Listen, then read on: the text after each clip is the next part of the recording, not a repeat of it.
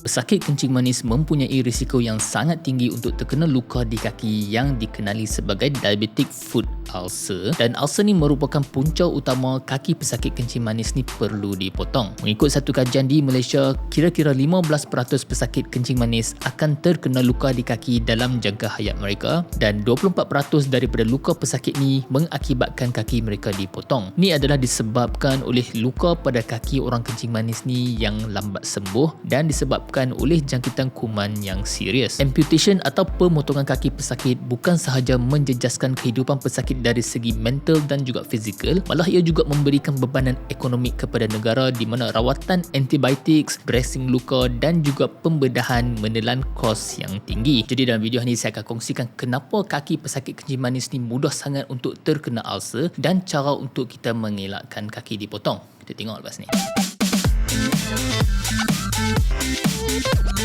Assalamualaikum guys, what's cracking? Back with another video. Okay guys, bila kita bercakap tentang penyakit kencing manis ni, dia taklah semudah atau sesimpel macam kita expect. Ada gula tinggi, ada gula rendah. Penyakit kencing manis ni dia sangat kompleks dan dia melibatkan hampir 90% organ dalam badan kita. Sebab apa? Kencing manis ni dia menyebabkan satu kondisi dipanggil endothelial dysfunction, bermakna dia menyebabkan kerosakan kepada saluran darah kita. Dan seperti mana kita tahu, dalam organ dalam badan kita ni, semua organ mempunyai saluran darah. Selalunya kita dengar komplikasi penyakit kencing manis ni seperti stroke, serangan jantung dan juga penyakit buah pinggang. Tetapi ada lagi dua komplikasi yang sangat bahaya yang selalu menyebabkan ulcer ataupun luka di kaki pesakit. Komplikasi yang pertama adalah kerosakan kepada saraf atau kita panggil peripheral neuropathy. Kesan daripada kerosakan saraf akan menyebabkan kehilangan deria rasa, terutamanya di bahagian tapak kaki, dan ini akan menyebabkan pesakit tidak dapat mengesan awal sekiranya terdapat luka di kaki. Selalunya luka di kaki ni disebabkan oleh terpijak benda-benda tajam ataupun luka disebabkan terpijak permukaan yang panas. Senario ni kita selalu dengar apabila pesakit mai ke klinik, dia cakap dia cek dekat lantai rumah dia ada darah menitik. Dia cek-cek, rupanya darah ni datang daripada kaki dia sendiri. Pesakit tak rasa sakit apa pun dan tak perasan. Apabila luka ni dijangkiti dan tidak dirawat, ulcer di kaki ni akan makin mendalam sehingga berlakunya kerosakan dan jangkitan kepada tisu sekeliling dan juga tulang kaki sehingga menjadi hitam ataupun gangrene. Once dah gangrene, dah hitam, bermakna tisu tu dah mati dan tidak boleh diselamatkan. Komplikasi kedua adalah disebabkan oleh kekurangan pengaliran darah ke bahagian kaki disebabkan oleh saluran darah yang makin mengecut. Kondisi ini dikenali sebagai peripheral arterial disease, dan keadaan ini juga boleh menyebabkan ulcer di kaki pesakit, kulit menjadi sangat kering sehingga merekah, perubahan kepada kuku dan juga menyebabkan luka lambat sembuh. Jadi kombinasi kehilangan derai rasa di tapak kaki dan juga kekurangan pengaliran darah di kaki boleh menyebabkan ulcer di tapak kaki mudah terjadi dan juga menyebabkan jangkitan kuman lebih susah untuk sembuh. Sekiranya kaki pesakit yang dijangkiti dengan kuman yang serius ni tidak dipotong, jangkitan kuman boleh merebak masuk ke dalam badan dan boleh membawa kepada kematian. Jadi bagi pesakit kencing manis ni, penjagaan kaki ataupun foot care ni sangat-sangat penting untuk kita cuba untuk detect dengan awal whether ada ulcer ataupun jangkitan kuman mula terjadi. Mengenali tanda-tanda awal jangkitan kuman atau ulcer boleh menyelamatkan kaki daripada dipotong. Antara tips penjagaan kaki yang pertama adalah untuk memeriksa kaki kita setiap hari. Walaupun benda ni nampak renyah, tetapi dia sangat berbaloi daripada kita nak hilang kaki. Kalau badan kita ni style yang besar, tak mampu nak tengok kaki sendiri, boleh guna cermin ataupun boleh minta pasangan kita untuk tolong cek untuk tanda-tanda ulcer ataupun jangkitan kuman, especially di celah-celah jari jemari kaki kita. Tips kedua adalah untuk memotong kuku dengan berhati-hati. Untuk pesakit kencing manis, perlu potong kuku dalam keadaan yang straight dan jangan duk layan corner. Sebab apa? Takut dia kena cekam dan boleh membawa kepada jangkitan kuman. Tips ketiga adalah menggunakan pelembap kaki ataupun moisturizer. Sebab pesakit kencing manis punya kaki ni, kalau kita perasan, dia sangat kering, dan apabila kulit kering dia merekah, dan kulit yang merekah ni mudah untuk bakteria masuk menjangkiti kulit kita. Tips yang keempat adalah untuk memakai kasut yang bertutup di dalam dan juga di luar rumah. Pesakit kencing manis ni tidak boleh memakai slipper yang style Jepun, yang style ada tangkai dekat celah jari tu. Memang bahaya sebab banyak luka terjadi terjadi disebabkan oleh tangkai slipper tu. Dan pesakit perlu amalkan untuk memakai slipper dalam rumah, sebab kalau nak tahu, banyak kes-kes luka ni mulanya terjadi dalam rumah apabila terpijak mainan, dan start daripada situ terjadi ulcer dan perlu memotong jari disebabkan oleh jangkitan kuman. Tips yang kelima adalah jangan buang ketuat ataupun callus kulit yang tebal-tebal tu sendiri menggunakan ketik kuku. Sebab kita kena faham ketik kuku ni tak bersih, kadang-kadang kita yang introduce infection ke dalam kaki kita. Kalau boleh dapatkan nasihat doktor dulu sebelum nak buang kulit-kulit yang keras ni. Selain daripada penjagaan kaki kita ni, kita juga perlu memastikan paras gula dalam badan kita ni terkawal, whether kita menggunakan ubat ataupun diet. Banyak juga pesakit yang mengambil ubat sendiri tanpa follow up dengan doktor. Kes macam ni bahaya sebab ubat perlu dioptimize untuk pesakit mengikut keadaan semasa. Dapatkan makanan-makanan berkhasiat dan lakukan senaman secara berkala. Ini adalah disebabkan exercise boleh meningkatkan pengaliran darah terutama ke kaki kita dan juga boleh menstabilkan paras gula dalam darah. Okay guys, setakat tu dulu. Kalau anda nak tahu apakah tanda-tanda awal yang anda ada kencing manis, anda boleh klik link dekat atas ni. That's the video guys. Saya harap suka konten seperti ini. Kalau hamba dapat apa-apa manfaat daripada video ni, jangan lupa like dan subscribe. Tinggalkan soalan hamba di ruang komen di bawah. Kita jumpa dalam video seterusnya.